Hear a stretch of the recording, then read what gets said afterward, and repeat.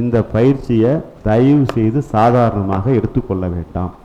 ஒரு சித்த வித்தியார்த்தி தன்னுடைய லைஃப் டைமில் 20 ஆண்டுகள் கடினமாக ஒரு குருநாதர்கிட்ட பயிற்சி எடுத்து கடைசியாக வழங்கப்படும் பயிற்சியை ஞானிகளாகிய உங்களுக்கு இப்பொழுது இந்த கணமே வழங்கப்பட்டது. ஞான முகாம் நீட்டு சொல்லி 3 நாள் நடத்துகிறோம். உங்கள் ஆயுளுக்கே ஒரே ஒரு தடவை நீங்கள் கலந்துக்கிட்டால் போதும். திருப்பி கலந்துக்கிட வேண்டிய அவசியமே கிடையாது. லைஃப் லாங்காக அது உங்களுக்கு பயனுடையதாக இருக்கும். எந்த பிரச்சனையுமே நீங்கள் எளிதாக எதிர்கொள்ளக்கூடிய ஒரு ஆற்றல் உங்களுக்கு கிடச்சிரும். ஒரு அரிய வாய்ப்பு. நாங்கள் கற்றுக் கொடுக்குற அமைப்புக்கு நீங்கள் வாங்க. ஒரு சராசரி மனிதனுக்கு ஞானம் அடைகிறதுக்கு வாய்ப்பு இருக்காங்கிறது நீங்களே கொஞ்சம் நேரில் வந்து பரிசீலனை பண்ணுறதுக்கு வாய்ப்பு இருக்குது. அதனால் நீங்கள் அதை பயன்படுத்திக்கிடுமாறு அன்புடன் வேண்டுகிறேன். நம்ம இப்போ பயிற்சிக்கு போயிடலாமா? எல்லாம் கொஞ்சம் ஸ்ட்ரைட்டாக உட்காருங்க.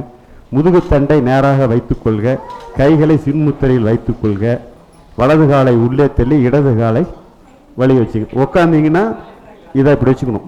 பாருங்கள், அதையும் செஞ்சு காமிச்சிடறேன், கன்ஃபியூஸ் வேண்டாம். ஐயோப்பா, ஆமாம். இந்த கால் வந்து உள்ளே போயிடணும். இது வந்து இடது கால், இவ்வளோதான். இது வந்து மேலே வரணும், இவ்வளோதான். கையை வச்சுக்கிட்டு ஒரு ஸ்ட்ரைட்டாக உட்காந்துங்க. ரைட்டா அண்ணா? இறக்கிடுங்க.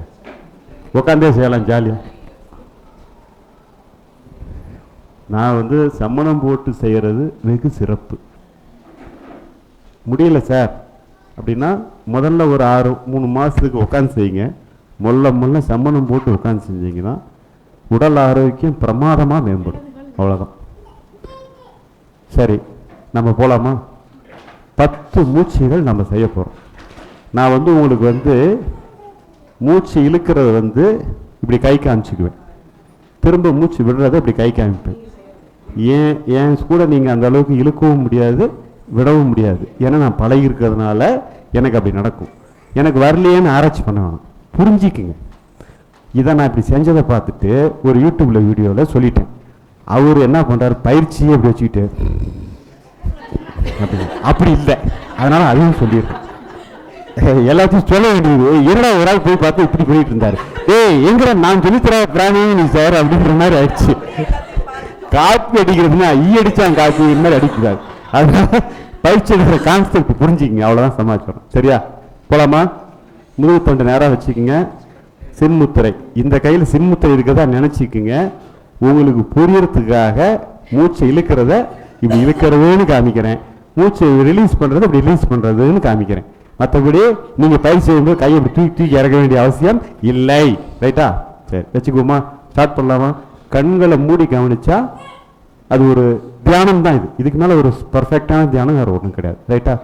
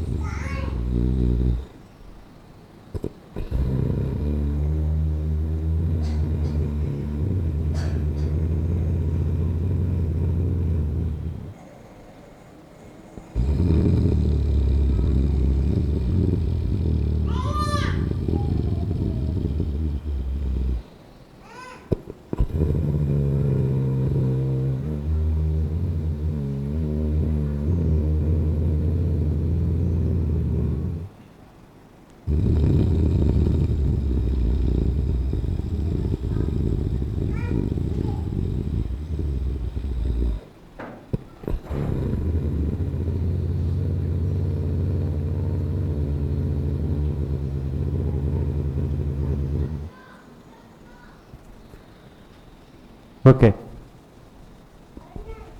புரிஞ்சுதா? செய்ய முடிஞ்சுதா? மூச்சு இழுக்கிறப்ப தண்ணி கிடைக்கும், விடுறப்ப கிடைக்காது, போயிடும்.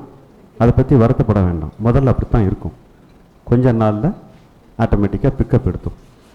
செய்யும்போது நம்ம லங்ஸ் வந்து ஃபுல்லாக என்லார்ஜ் ஆகும், வயிறு கம்ப்ளீட்டாக உள்ளே போயிடும். வெளியே மூச்சு விட விட வயிறு அப்படியே எக்கி உள்ளே போயிடும். இழுக்கும்போது ஃபுல்லாக இருக்கும். தொப்பை ஆட்டோமேட்டிக்காக கரைஞ்சி போயிடும். எல்லாருமே அழகான பியூட்டிஷியனாக ஆயிடலாம். ஆகணுமா ஆக வேண்டாமா? நாம் தான் ஆகணும், ஆகணும். நாம் தான் ரோல் மாடலாக இருக்கணும்.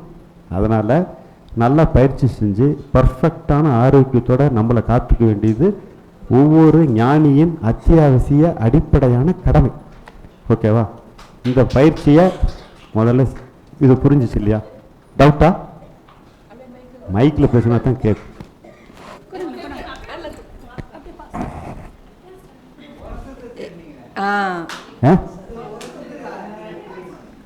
இல்லை இல்லை, இங்கே உரசுறதுக்கு பெருசாக ஃபோக்கஸ் பண்ண வேணாம். ஐயா ஐயா ஒரு நிமிஷம், ஐயா ஐயா ஐயா ஐயா ஒரு நிமிஷம் கொஞ்சம் எழுச்சி அப்புறம் பேசுங்க. இந்த உரசி ஏறணுங்கிற கவனத்தில் வச்சுக்கிங்க. எடுத்தோடனே உரசாது, மொல்ல அடுத்தது உரச ஆரம்பிச்சிடும். உங்களுக்கு அப்படி மீறி போனாலும் ஒன்றும் தப்பு இல்லை. கொஞ்சம் கொஞ்சமாக கவனிக்க இப்போ தான் நம்ம வந்து இப்படி ஒரு மெத்தேடையை கற்றுருக்குறோம். அதனால் நாளே நமக்கு எல்லாமே வந்துடாது. இன்னைக்குன்னா நாளைக்கு கொஞ்சம் பெட்டராக ஃபீல் பண்ணுவீங்க. ஒரு 10 நாளில் ஓரளவுக்கு நீங்கள் என்ன பண்ணுவீங்க, பரவாயில்ல இது வந்து நீங்கள் செஞ்சீங்கன்னா தான் உங்களுக்கு தெரியும் நமக்கு பிடிபட்டுருச்சு அப்படிங்கிறத உங்களாலே உணர முடியும். சுவாசம் நான் இவ்வளோ தூரம் செஞ்சுட்டாலும் நானே இப்போ சாப்பிட்டு உட்காந்தா சங்குது, இவ்வளோதான் விஷயம். ஆனால் எம்டி ஸ்டொமக்காக இருக்கும்போது வயிறு ஃப்ரீயாக இருக்கும். அதாவது யூஸ்வலாக ஒரு நிமிஷத்துக்கு எத்தனை மூச்சு வரும்னு தெரியுமா? எவன் சார் கணக்கு பார்த்தான் 16ன்னு சொல்லுவாங்க. 16ன்னு சொல்லுவாங்க. நீங்கள் நல்லா செய்ய ஆரம்பிச்சிங்கன்னா 16 ஃபஸ்ட்டு என்ன ஆகும்? 14, 12, 10, 8ன்னு குறையும். ஒரு மாதத்துலேயே உங்களுக்கு என்ன ஆகிடும்? 8க்குலாம் ஈஸியாக வந்துடுவீங்க. அப்படின்னா என்னன்னு புரியுதா? ஒரு நிமிஷத்தில் விட வேண்டிய மூச்சை நீங்கள் என்ன பண்ணிட்டீங்க? 2 நிமிஷமாக உங்களுடைய வாழ்க்கையில் ஒரு நிமிஷத்தை கூட்டிட்டீங்க. அப்படி அர்த்தம் வச்சுக்கோங்க. சொல்லிடுறேன், ஒரு நிமிஷம் சொல்லிடுறேன். அப்படியே 8 மூச்சிலிருந்து 6 ஆகுது, 4 ஆகுதுன்னா 16 நாள்னா 4 நிமிஷம் நீங்கள் சேஞ்சாக பண்ணிட்டீங்கன்னு அர்த்தம். வெறும் 2 மூச்சு ஆகுதுன்னா 8 நிமிஷம் நீங்கள் உங்கள் லைஃப்பை எக்ஸ்டென்ஷன் பண்ணுறீங்கன்னு அர்த்தம். புரிஞ்சிக்க முடியுதா? இதுதான் ஐயா. இல்லை புரியுதில்லை நான் சொல்கிறது? சரி சொல்லுங்க. என்னுடைய டவுட் என்னன்னா, இப்போ மூக்கில் இழுக்கிறோம் இல்லைங்களா, ஆனால் நம்ம கவனிக்க வேண்டியது தொண்டையிலிருந்து உள்ளே போகிற மாதிரி. தொண்டையிலிருந்து மேலே, ஏன்னா மூக்கிலேயே நான் கவனிச்சேன்னா மூக்கிலேயே போகிற மாதிரி வெளில வர மாதிரி இருக்கு. இங்கே உரசி போகுதுன்னு கவனிச்சா போதும். மூக்கில் தான் மூச்சு, வேற வழியில காற்று உள்ள போகிறதுக்கு வழி இல்லை. அப்படிதான் போகுது. ஆமாம். பட் நம்ம தொண்டையில் இந்த இடத்துல நம்ம கவனிச்சோம்னா தான் இந்த இடம் வர மாதிரி இருக்கு. அது கரெக்டா? சளி காரணங்களா? ஆமாம், அதாம்மா விஷயம், அதான் பாயிண்ட். அந்த இடத்துல உரசி மூச்சு மேலே போகுதுன்னு நினச்சிக்க. அது வந்து இன்ஹேல்னு சொல்கிறோம். இங்கே உரசி வெளியே விடுறத எக்ஸேல், அவ்வளோதான். உள் இழுத்தல் வந்து தொண்டையை உரசி உள் இழுக்கிற, தொண்டையை விரசி வெளியே விடுறோம், அவ்வளோதான் மேட்ரு, வேறு ஒன்றுமே இல்லை. எனக்கு இழுக்கும் போது ஒரு இடம் மாறியும் விடும்போது வேற இடம் மாறி ஒரே தொண்டை குழின்னு சொல்றாங்கல்ல, இவ்வளவுதான், இந்த இடம் தான். நீங்க சளி கார் இல்லம்மா, அவ்வளவுதான். நீ காரி பாரு, எல்லாம் செஞ்சு போய் உனக்கு தெரியும், அவ்வளவுதான். அந்த இடம் தான், அதான் பாயிண்ட். சவுண்டு முக்கியம் இல்லை, நீங்க உரசறீங்கன்னு உங்களுக்கு ஃபீல் ஆனா போதும். சத்தம் முக்கியம் கிடையாது. அப்படி இல்லை, அப்படிலாம் செய்யணுன்றது இல்லை. உங்களுக்கு உங்க கவனம் வந்து இதுல உரசி தான் மூச்சு போகுது, சத்தம் 2வது பட்சம், உரசி தான் போகுது, உரசி தான் வெளியே வருதுங்கிற ஃபீல் இருந்தாலே போதும். புரியுதா? ரைட். இந்த பயிற்சியில் ஒன்றும் குழப்பம் இல்லைல்ல, இதை நம்ம நிறைவு பண்ணிக்கலாமா? மகிழ்ச்சி. இந்த பயிற்சியை தயவு செய்து சாதாரணமாக எடுத்துக்கொள்ள வேண்டாம். ஒரு சித்த வித்தியார்த்தி தன்னுடைய லைஃப் டைமில் 20 ஆண்டுகள் கடினமாக ஒரு குருநாதர்கிட்ட பயிற்சி எடுத்து கடைசியாக வழங்கப்படும் பயிற்சியை ஞானிகளாகிய உங்களுக்கு இப்பொழுது இந்த கணமே வழங்கப்பட்டது. அவ்வளோதான். அதனால் இதை ஏதோ உடனே கிடச்சிருச்சுன்னு அதுக்கு வேல்யூலெஸ்ஸாக நினச்சிடாதீங்க. அவருக்கு ஒருத்தர் நல்ல மனிதர் சொல்லி கொடுத்தாரு. அவர் என்னங்கிறாரு, நமக்கு நல்லதுன்னு தெரிஞ்சால் எல்லாரும் பயன்படுறங்க அடிப்படையில் அவர் சொல்லி கொடுக்குறாரு. நான் கற்றுக்கிட்ட அவர் சொல்லிக் கொடுத்த முறையில் இப்போ நான் உங்களுக்கு சொல்லி கொடுத்துட்டேன். நான் பிராணாயாமத்தில் எக்ஸ்பர்ட் கிடையாது. ஐயா சொல்லி கொடுத்ததில் நான் எக்ஸ்பர்ட். நான் சொல்கிறது உங்களுக்கு புரியுதுங்களா? இவ்வளோ தான் எனக்கு தெரியும். ஏன்னா மற்றபடி பிராணாயாமத்தில் எந்த கேள்வி கேட்டிங்கன்னா நான் சைபர் தான் முட்டை தான் வாங்குவேன். அதையும் சொல்லிட்டேன். ரைட்டா? ஞான முகாம் நீட்டு சொல்லி 3 நாள் நடத்துகிறோம். உங்கள் ஆயுளுக்கே ஒரே ஒரு தடவை நீங்கள் கலந்துக்கிட்டால் போதும். திருப்பி கலந்துக்கிட வேண்டிய அவசியமே கிடையாது. லைஃப் லாங்காக அது உங்களுக்கு பயனுடையதாக இருக்கும். எந்த பிரச்சனையுமே நீங்கள் எளிதாக எதிர்கொள்ளக்கூடிய ஒரு ஆற்றல் உங்களுக்கு கிடைச்சிரும். ஒரு அரிய வாய்ப்பு. நாங்கள் கற்றுக் கொடுக்குற அமைப்புக்கு நீங்கள் வாங்க. ஒரு சராசரி மனிதனுக்கு ஞானம் அடைகிறதுக்கு வாய்ப்பு இருக்காங்கிறது நீங்களே கொஞ்சம் நேரில் வந்து பரிசீலனை பண்ணுறதுக்கு வாய்ப்பு இருக்குது. அதனால் நீங்கள் அதை பயன்படுத்திக்கிடுமாறு அன்புடன் வேண்டுகிறேன்.